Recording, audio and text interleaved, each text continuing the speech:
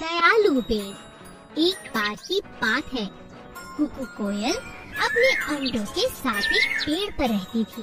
एक दिन वह अपने बच्चों के लिए खाना ढूंढने बहुत दूर निकल गई। रास्ते में बरसात होने लगी, जिस कारण कुकू कोयल बुरी तरह से भीग गई। अरे, मुझे कहीं बैठकर अपने पंखों को सुखा लेना चाहिए, नहीं तो उड़ना बहुत मुश्किल है। मुझे अपने बच्चों के पास ही तो जाना है। तभी कुकू एक पेड़ के पास पहुंची। मीठे पेड़ आप, क्या तुम मेरी मदद कर सकते हो? मैं बहुत भीग चुकी हूँ और थक भी चुकी हूँ।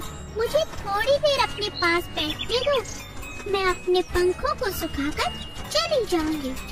नहीं नहीं नहीं नहीं, तुम चली जाओ यहाँ से।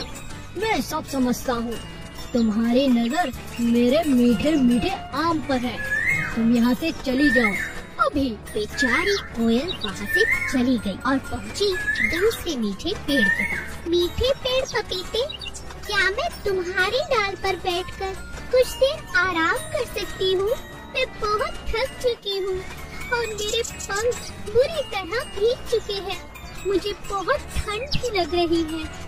नहीं नहीं नहीं नहीं, मुझे किसी को खुद पर बिठाना पसंद नहीं, और वैसे भी मेरे पपीते बहुत मीठे हैं। अगर तुमने खाया तो मुझे अच्छा नहीं लगेगा।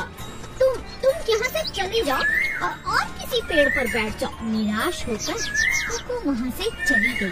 कुकू तीसरे पेड़ के पास पहुँची। कड़वे पेड़ नीम, क्या तुम मुझे कुछ देर के लिए अपनी शाख पर बैठने दोगे?